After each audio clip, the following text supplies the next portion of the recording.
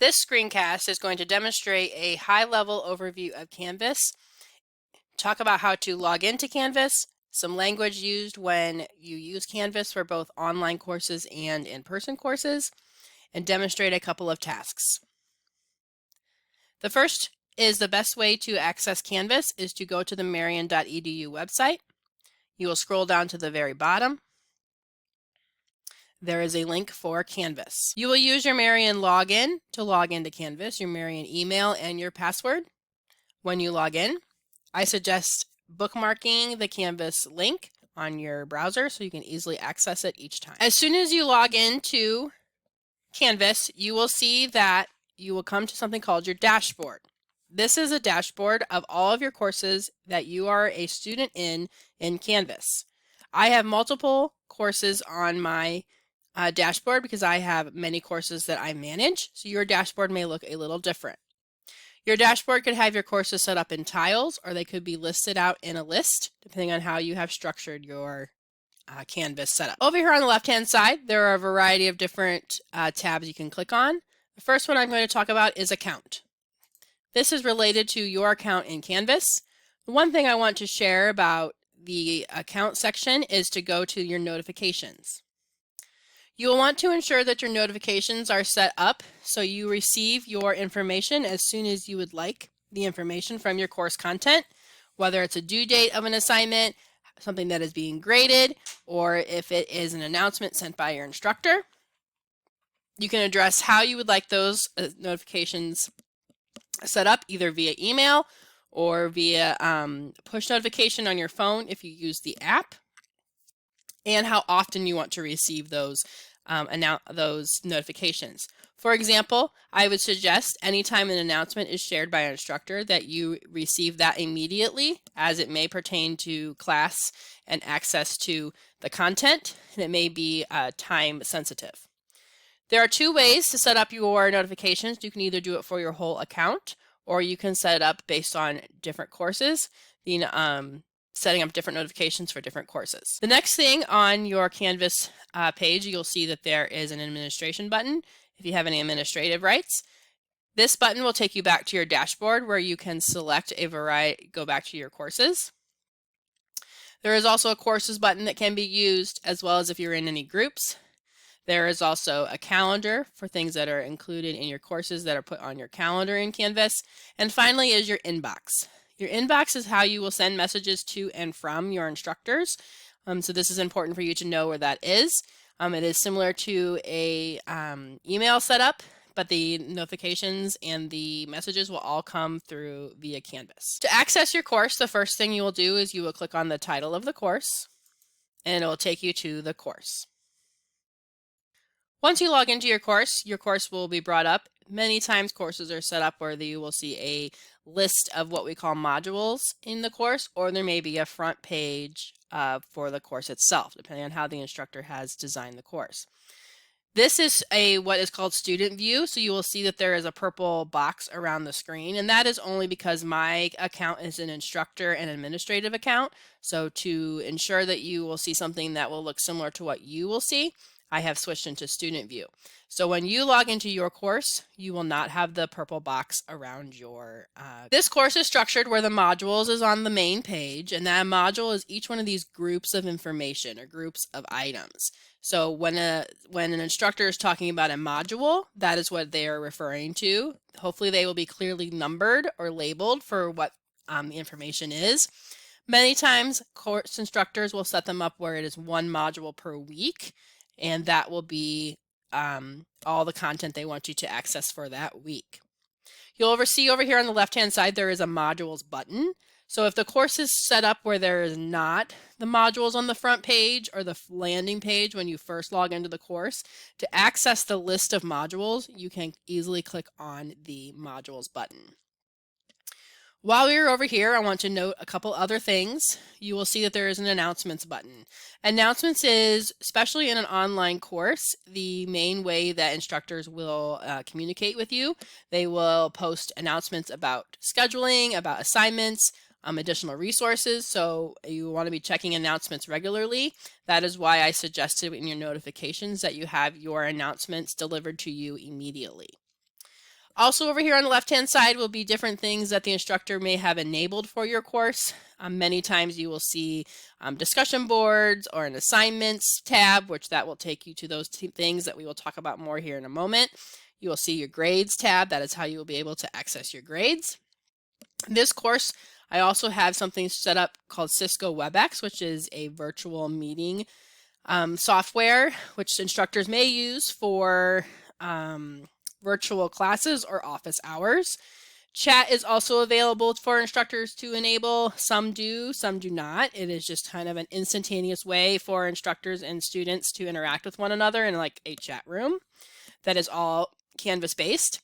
Also, you'll see library resource guide. This will be a great resource to access if you are looking to do some research or need to find some library materials. To talk more about the actual Canvas course, you will see a variety of different types of modules created by instructors.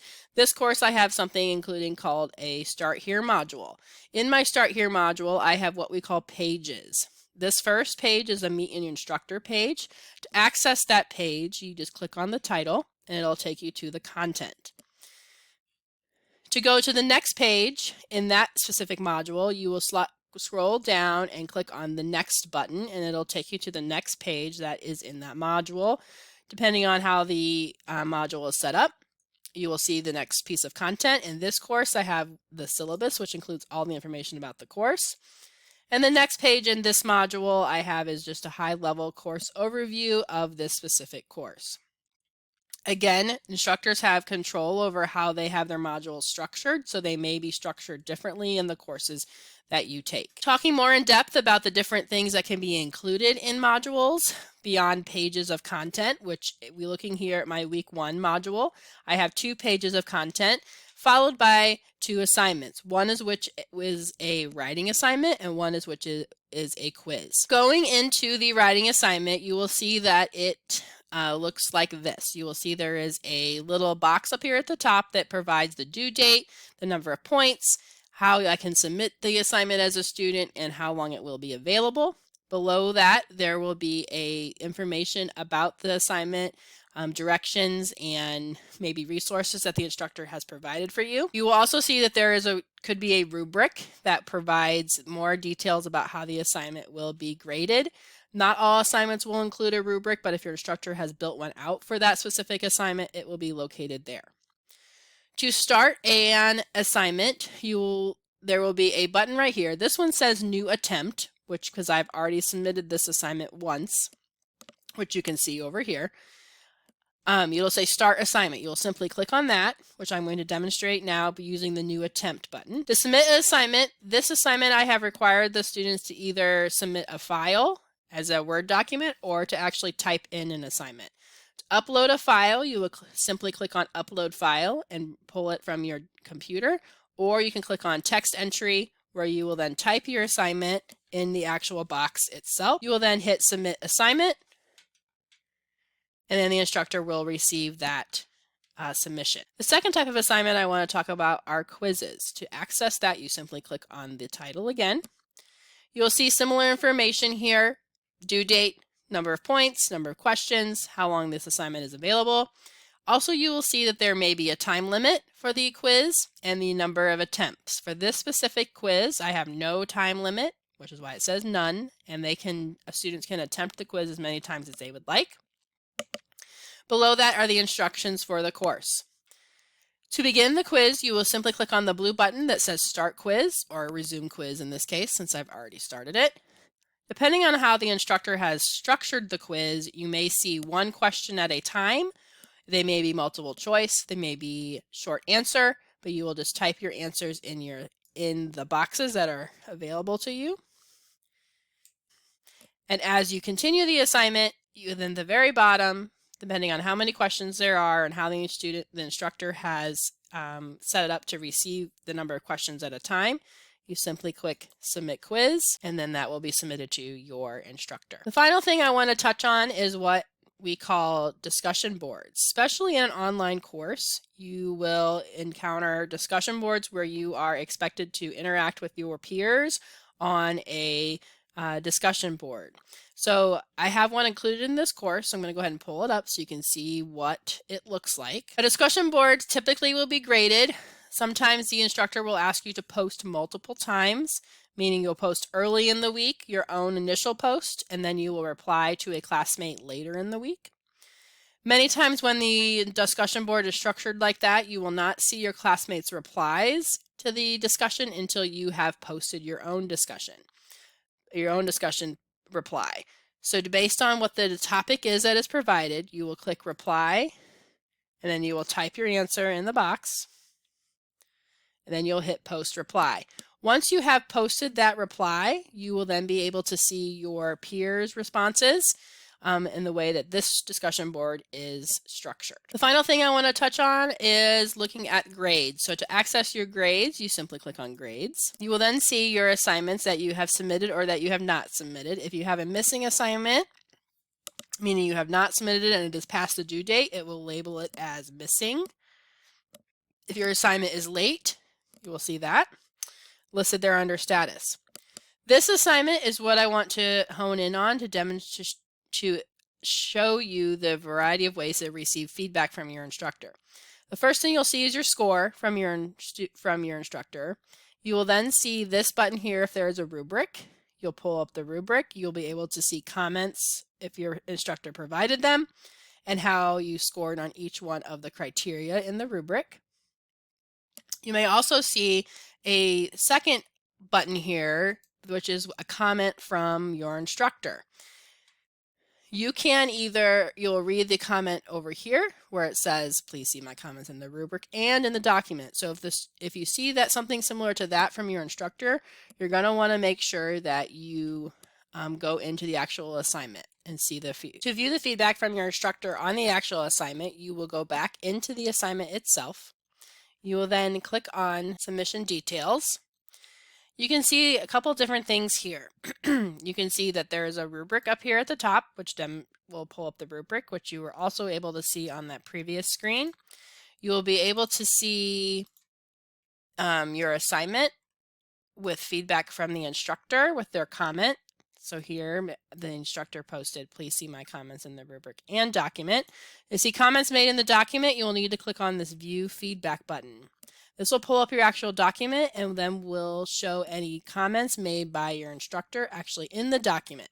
This is a step that many students miss, and it's important that you take that extra step to check and see if your instructor has made any comments on your actual document itself. The final item I want to highlight are the Canvas student guides. That is something that's provided by Canvas itself.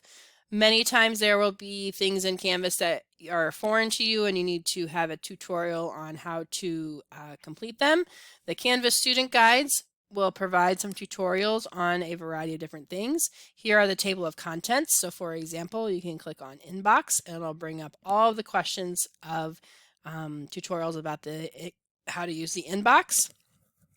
Clicking on one of these, it will pull up an actual step-by-step process on how to utilize the inbox. So there is a variety of different topics.